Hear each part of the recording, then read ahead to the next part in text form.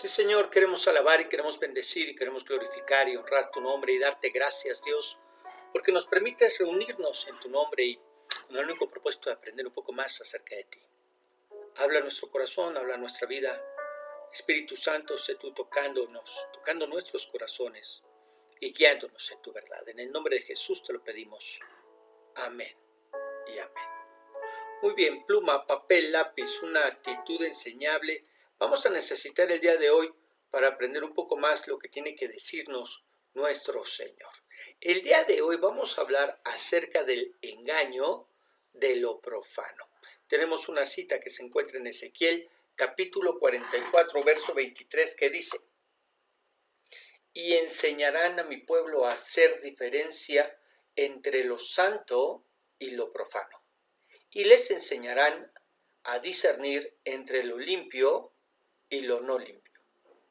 Y una de las tareas, responsabilidades, funciones de los sacerdotes del Antiguo Testamento era la de enseñarle al pueblo la diferencia entre lo que era santo y lo que no lo era, lo que era limpio y lo que no era limpio, con el propósito, con el objetivo de que cuando se acercaran a ministrar al Señor, lo hicieran de la manera correcta y no murieran en el intento.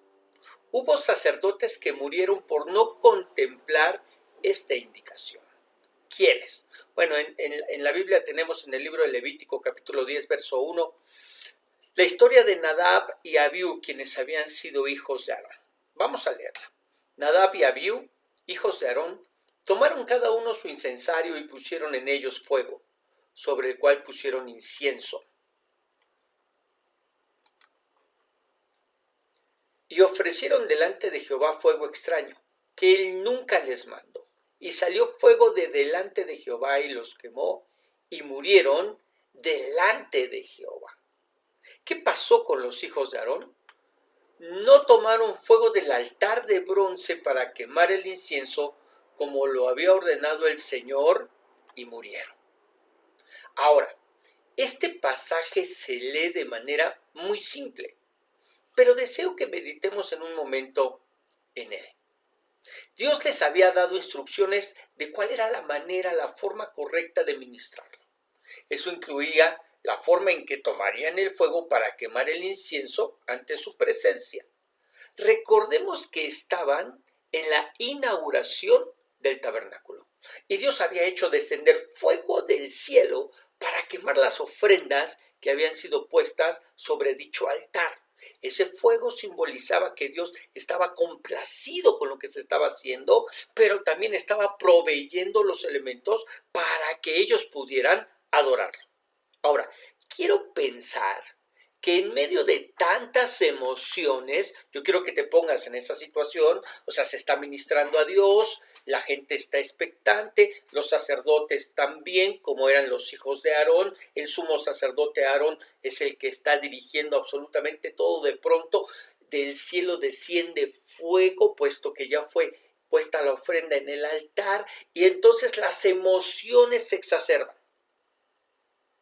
Ahora, en medio de estas emociones, estos jóvenes primerizos, sin experiencia alguna en el servicio, se les hizo fácil no tomar fuego para el incienso del altar.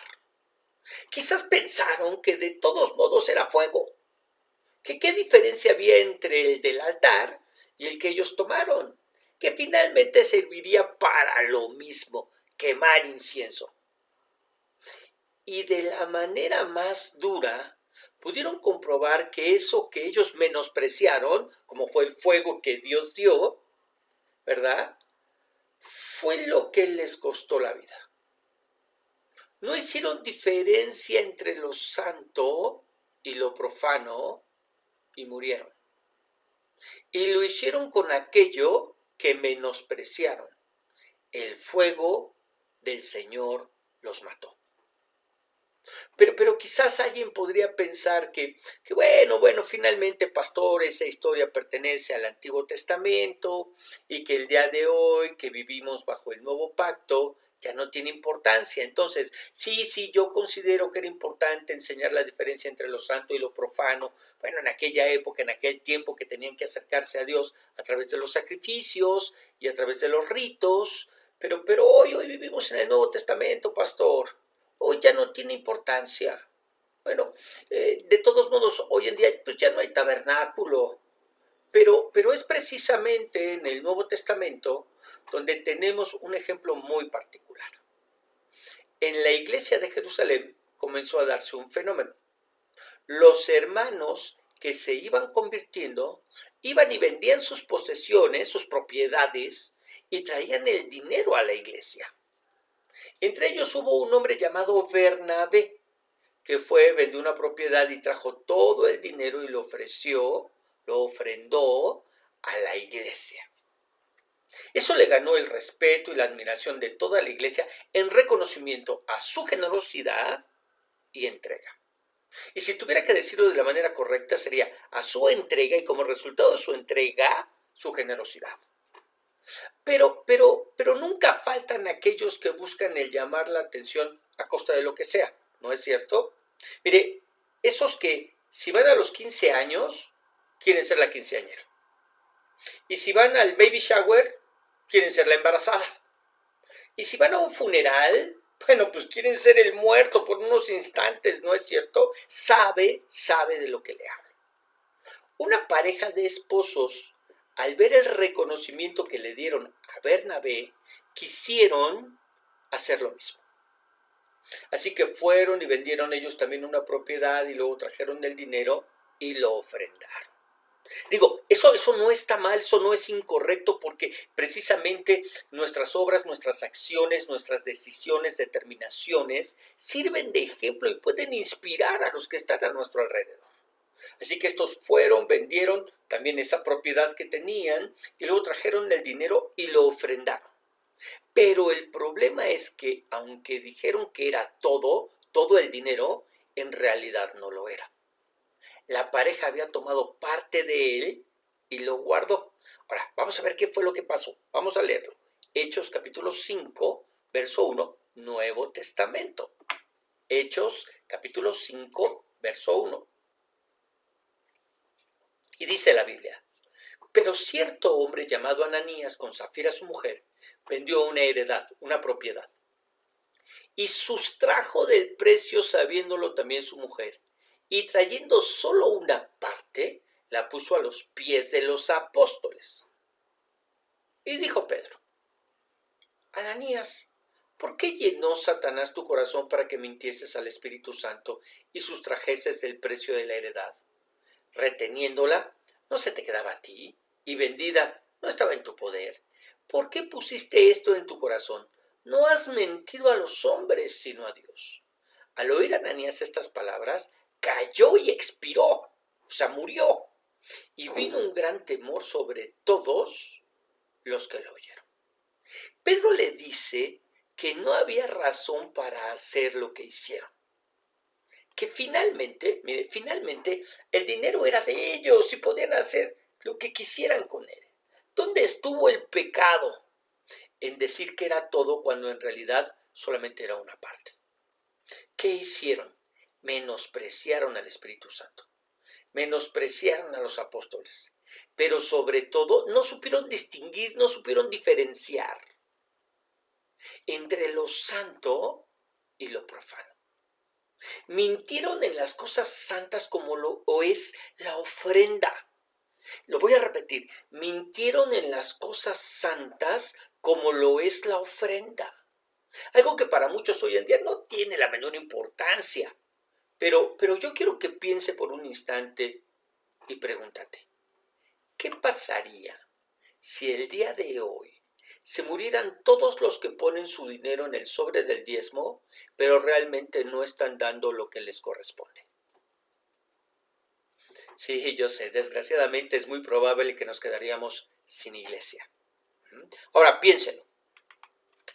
En algo tan profano como lo es el dinero, las cosas cambian cuando se trata de entregárselo a Dios.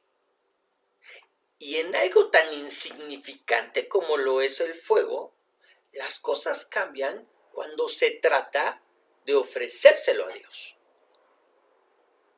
Ahora, y del entrar en la presencia del Señor, ¿qué podemos decir?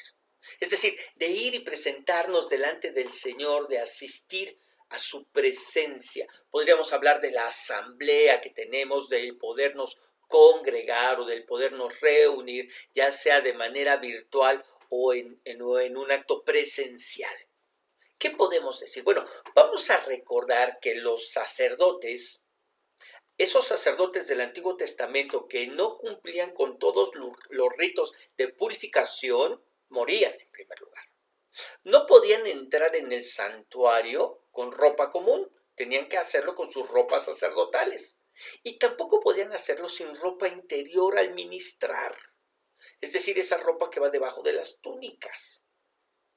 No podían hacerlo de manera descuidada, es decir, tenían cuidado de cada detalle y de no ser irreverentes ante el Señor, pues sabían que eso podía costarles la vida.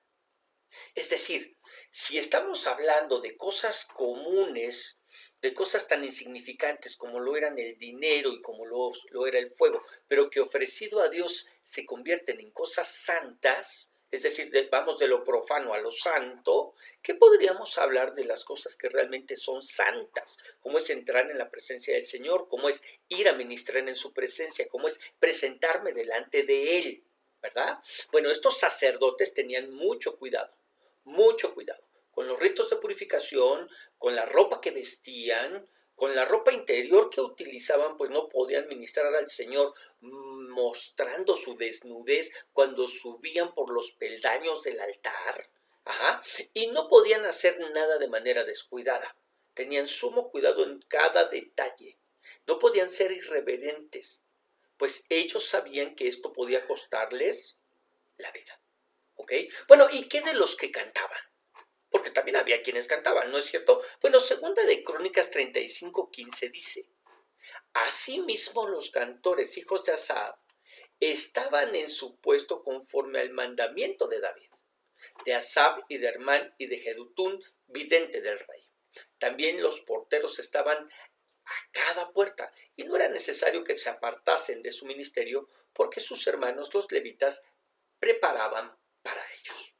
Es decir, los de la alabanza tenían que tomar sus lugares y comportarse a la altura del servicio que ofrecían conforme a lo que David había dejado instituido. O sea, no era como hoy en día en nuestros servicios y ministerios donde tenemos tantos problemas a veces con los chicos de la alabanza, y lo digo de esta manera porque generalmente son jóvenes, ¿no? En donde pues pareciera que nos hacen el favor de venir y ministrarnos, ¿no?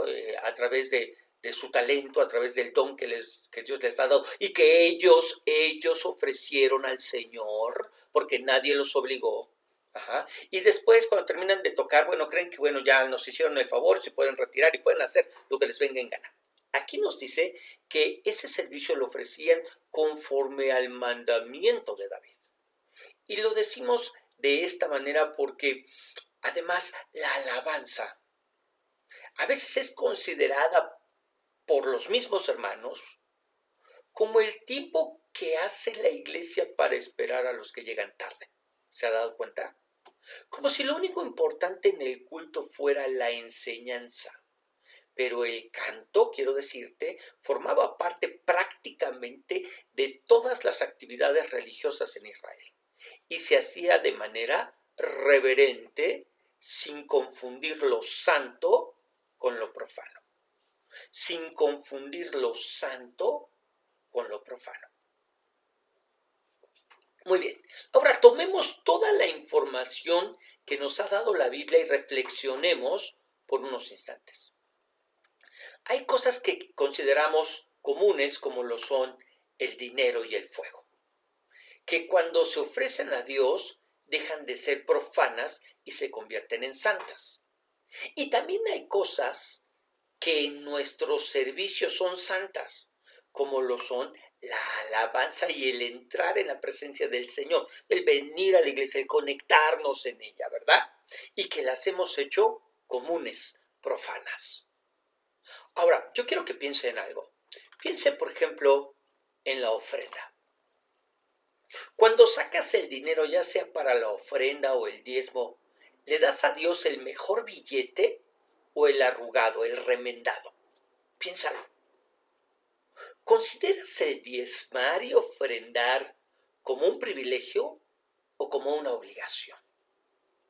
Sí, lo haces porque sabes que es tu privilegio, porque Dios te ha bendecido y porque pues lo menos que puedes hacer es darle el 10, que es lo que te pide de esa bendición que Él derrama sobre ti.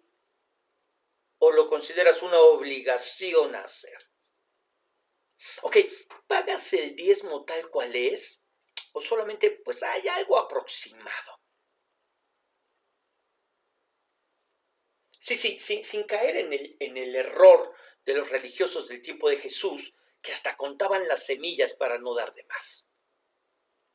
Pero lo hacían para no dar de más, no porque realmente quisieran guardar la ley al pie de la letra.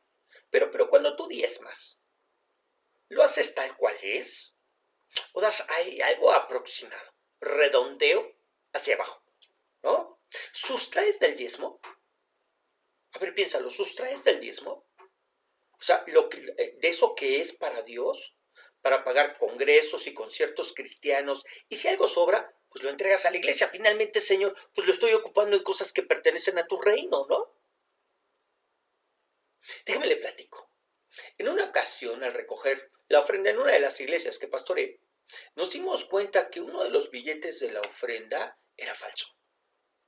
La pregunta que nos hicimos fue, ¿la persona en lugar de quedárselo lo dio de ofrenda pensando que Dios no se daría cuenta y ese billete, ese dinero, sería tomado en cuenta en los libros celestiales? Fue lo que dijo esta persona. Bueno, pues total, es para Dios, ¿no? Es la ofrenda. ¿Será eso? Bueno, eso en cuanto a la ofrenda. Ahora quiero que piense en la alabanza. Yo quiero preguntarte, ¿consideras el alabar a Dios como una tarea de la que eres realmente privilegiado? ¿Privilegiado en participar? ¿O te da igual? ¿Te da lo mismo? ¿Llegas a tiempo o siempre tarde? ¿Te preparas para alabar a Dios? Y aquí me quiero explicar y hacer un pequeño paréntesis, que es bien interesante. Mira, en el Antiguo Testamento tenemos la orden de alabar a Dios con alegría. Te lo voy a mostrar. Salmo 101.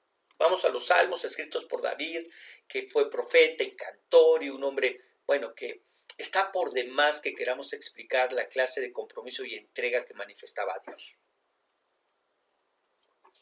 En el Salmo 10 escribe: Cantad alegres a Dios, habitantes de toda la tierra. Servid a Jehová con alegría. Venid ante su presencia con regocijo. Y mira, no me vas a dejar mentir, pero no siempre estamos alegres para cantar. En ocasiones, pues los problemas de la vida misma, del diario vivir, hacen que nuestro ánimo no sea el mejor para ir y alabar a nuestro Dios. Te pregunto, ¿crees que la gente del Antiguo Testamento siempre estaba alegre para cantar a Dios? ¿Crees que no tenían problemas y motivos en su vida para estar tristes? Claro que sí, por eso tiene que dar un mandamiento: cantad alegres a Dios. Si no hubiera necesidad de dar el mandamiento, no estaría escrito. Si la gente siempre estuviera feliz, siempre estuviera contenta, ¿verdad? Si no tuviera problemas, no tuviera dificultades, no tuviera cosas que influyeran en su estado de ánimo, no habría necesidad del mandamiento. Sin embargo, el mandamiento se da porque es necesario y que les dice: cantad alegres a Dios. Aún así se les ordena no estar tristes y cantar con alegría. Ahora, en este paréntesis te llevo a la vida de Aarón. Cuando sus hijos murieron, él estaba ministrando en la presencia de Dios. Ya vimos que también nos dice que debemos servir a Dios con alegría. Bien, ahora quiero que veas lo que su hermano Moisés le dijo. Es interesante. Levítico capítulo 10, verso 6. Acompáñame. Levítico capítulo 10, verso 6. Dice, entonces Moisés le dijo a Aarón y a sus dos hijos, Itamar y Eleazar, ustedes no deben guardar luto por la muerte de sus parientes. No se suelten el cabello ni rompan su ropa. Recuerden que cuando se derramó aceite sobre sus cabezas, ustedes fueron consagrados como sacerdotes de Dios. Tampoco deben alejarse del santuario, pues si lo hacen, nuestro Dios se enojará contra todo el pueblo, y ustedes morirán. Lo que deben lamentar los israelitas es que Dios haya tenido que enviar ese fuego, y ellos hicieron lo que Moisés les ordenó. ¡Wow! ¿Qué se le ordenó a Aarón? Que no guardarle luto a sus hijos. Y a los hijos, pues no guardar luto por sus hermanos. No mostrar rasgos de tristeza. No rasgar sus vestidos. No soltarse el cabello. ¿Verdad? Que eran esas muestras de tristeza externa que ellos tenían. ¿Pero por qué? ¿Por qué? Esa es la pregunta. ¿Por qué, Dios? Eran sus hijos. No fue el perro o el gato el que se murió, como en mi caso un gallo. Sí, que déjeme decirle que se vuelven parte de la familia. Pero hablamos de sus hijos. Sí, pero el principio que se trataba de enseñar y que trata de enseñarle Moisés a Aarón y a nosotros es el mismo del que nos habla Nehemías. Déjeme le enseño. Nehemías capítulo 2, verso 1. Nehemías capítulo 2, verso 1. Nehemías estaba triste por la situación en la cual se encontraba la ciudad de Israel. Habían llegado hasta él, hasta su persona, las noticias de cómo se encontraba en ruinas la ciudad, a pesar de que ya habían ido Esdras y Zorobabel. Sí, él estaba triste y deseaba hacer algo. Él era el copero del rey.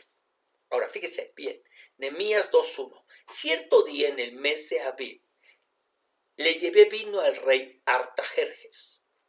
Como nunca me había visto triste, ¿cómo dice? Nunca me había visto triste. Nunca. El rey me preguntó, ¿qué te pasa? No te ves enfermo.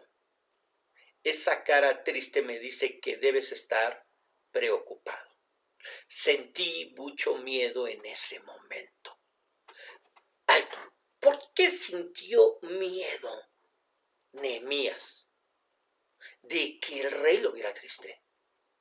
Porque a nadie, escúchame bien, a nadie se le permitía estar triste ante el rey, ya que eso quería decir que había algo o alguien más importante en su vida que estar delante del rey sirviéndole. El rey debía ser lo más importante en la vida de todos sus súbditos y por supuesto que de sus servidores. Ahora Moisés le enseña lo mismo a Aarón y a sus hijos.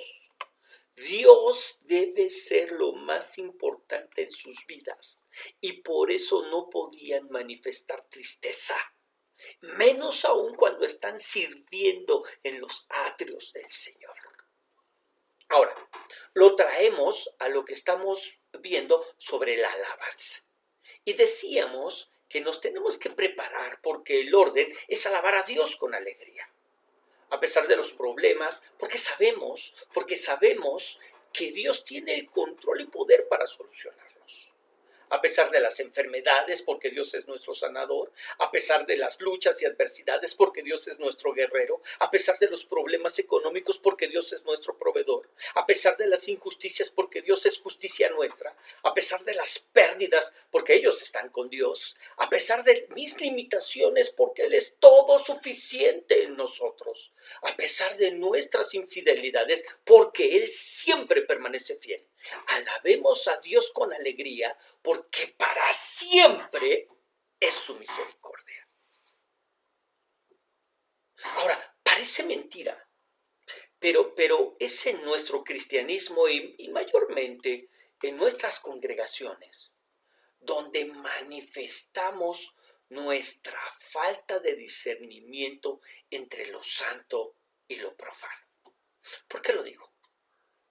Porque es en la congre donde llegamos tarde, donde peleamos en el estacionamiento con el hermano que nos pide que nos acomodemos en otro lugar, donde dejamos que nuestros hijos corran por los pasillos y no nos molestamos en detenernos, pero además nos molestamos si nos piden que los mantengamos en silencio.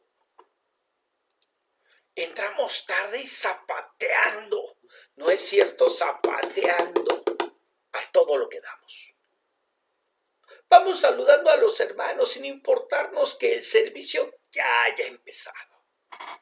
Ahora yo le pregunto, allá en su antiguo templo católico, ¿permitía que los niños corrieran? ¿Se molestaba si los callaban? ¿Dejaba a su hijo llorar? ¿Entraba zapateando o de puntillas? ¿Hablaba en voz alta? Claro que no. Entonces, ¿por qué no manifestamos reverencia en lo que hacemos? Estamos tan afanados en hacer de nuestras reuniones algo tan diferente al culto católico que la gente no distingue entre lo santo y lo profano. En una ocasión, déjeme le platico, en una de las iglesias en las que me congregaba, estábamos en medio de la reunión y había pasado la alabanza. Y una de las personas que iban por primera vez, la verdad es que no te sé decir si estuvo desde el principio del culto o llegó justo cuando había terminado la alabanza, ¿no? Y se le dio lugar. Sacó su cigarro y lo prendió. Obviamente era una época en que se podía fumar en espacios cerrados. Pero el punto es que para ella, para esa persona, ese lugar, ese espacio, esa reunión, no era una reunión santa, donde los santos de Dios se reúnen a alabar al santo. No. Para esa persona era una conferencia. Yo le aseguro que en su templo católico no se le hubiera ocurrido encender el cigarro, aun cuando la iglesia estuviera vacía. Bueno, ¿y qué podríamos decir de la vestimenta? Y sin sonar religiosos, lo único que tenemos que aprender es que hay lugares. Es decir, no vamos de traje de baño a un balneario, no vamos de traje a un balneario, no nos ponemos de traje para ir a un balneario y de bermudas a una boda, ¿verdad?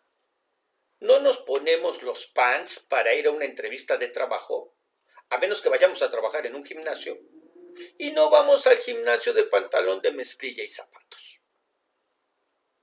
Entonces, yo te pregunto, ¿por qué no venimos a la iglesia con la vestimenta apropiada?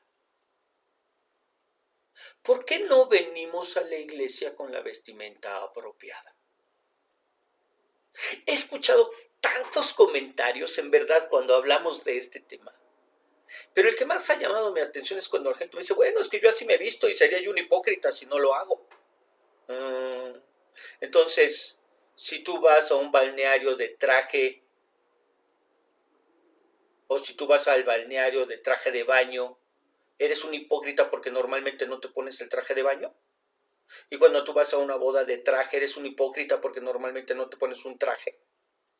Y cuando vas a pedir trabajo y te vistes de manera apropiada para ir a pedir trabajo, ¿eres un hipócrita porque normalmente no utilizas esa ropa en tu vida común?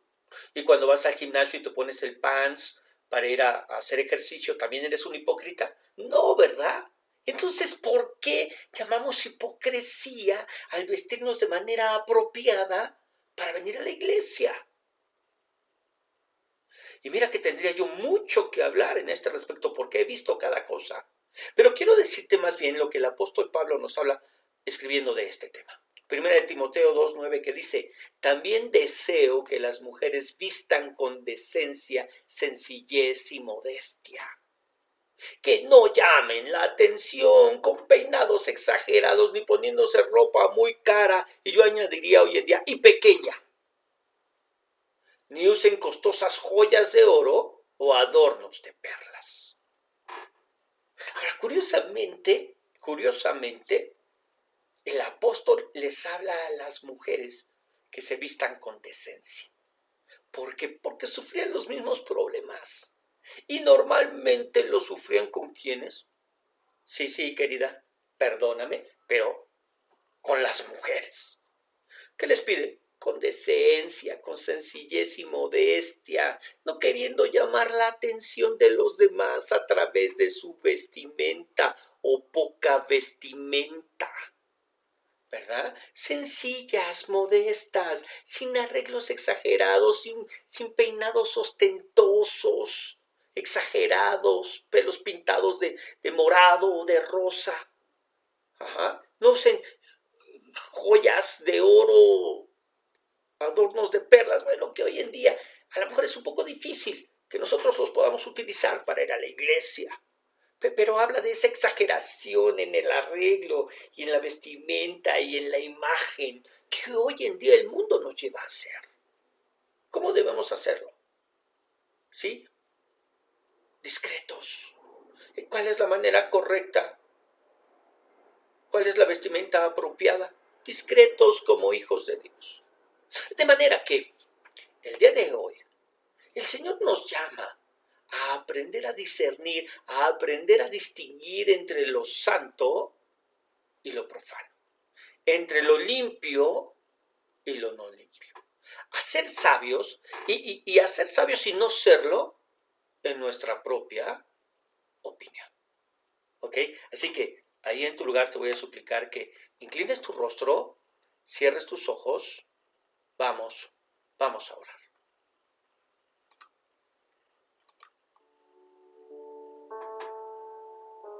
Sí, Señor, queremos darte gracias por lo que nos has enseñado el día de hoy. Necesitamos ser instruidos y corregidos en la forma, en la manera en que finalmente hacemos las cosas. Padre, en el nombre de Jesús, gracias. Gracias porque el día de hoy nos hablas con claridad acerca del saber distinguir, discernir entre lo que es santo y lo que no lo es. Entre lo que es limpio y lo que no es limpio. Y nos has mostrado que esto no tiene solamente que ver con el Antiguo Testamento y las ofrendas que se llevaban a tu presencia. Los ritos y todas esas cosas que se tenían que guardar. Sino que nos has mostrado que hoy en día tenemos que tener cuidado. Porque tenemos un Dios santo. Tú eres el mismo ayer, hoy y por los siglos. Eso lo hemos aprendido a través de nuestro estudio del libro de Hebreos. Tú no cambias. Señor, en el nombre de Jesús, que podamos comportarnos de manera apropiada y que podamos manifestar que efectivamente tú eres prioridad en nuestras vidas. Te damos gracias, en verdad te damos gracias en el nombre de Jesús, Señor. Amén y amén. Muy bien, precioso. Queremos darle gracias a Dios por este tiempo que nos ha permitido, no sin antes recordarte que todos los días nos estamos escuchando a través de nuestro devocional.